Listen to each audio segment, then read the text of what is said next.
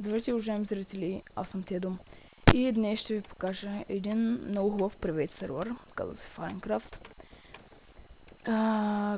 За кандидатурите сега ще кажете, кандидатурите са отворени.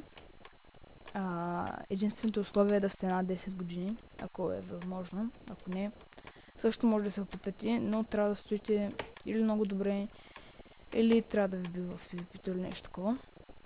Така, разбира се, нека започнем към обясняването за кандидатурите. Кандидатурите може да ги заснемете с клип и да ги предоставите на мен.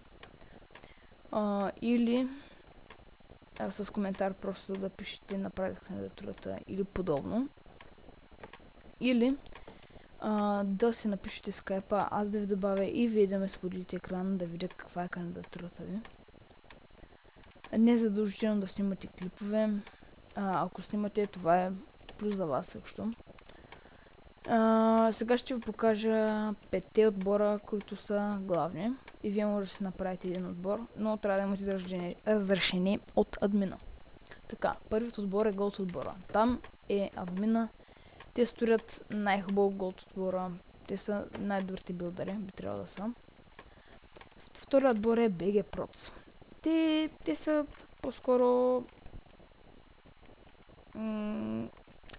хората, които уж снимат клипове, добре. И уж вече никой не снима. Да. The Witchers. Това е PvP отборът. Те се бият с абсолютно всички. Абсолютно всички искат да се бият. The Creepy Ninjas. Този отбор. Те са се били с червените. Това е имало война. Между тях. Да, има войни между тях. Ако това в кефи, може да влезете в сервер само и само заради това, заради войните. Но не е препоръчително да се биете, защото админа радва се на войните, че са биете. Но може да ви направи PvP арена. И така да се изпокарате помежду си. Така. И това е най-новия, най-хубав отбор. The Dragons. Този отбор има най-хубавия банер. И аз съм от него все пак. Те са добри в PvP-то, добри в билда и нещо като перфектен отбор, но не точно. Така. След като влезете в сервера, ако ще влезете, първо трябва да влезете в ляво правилата. Може да спрете видеото сега и да ги прочетете. И Optifine е разрешен, но други минимапове не са много разрешени в този сервер. И така, кандидатствайте в сервера.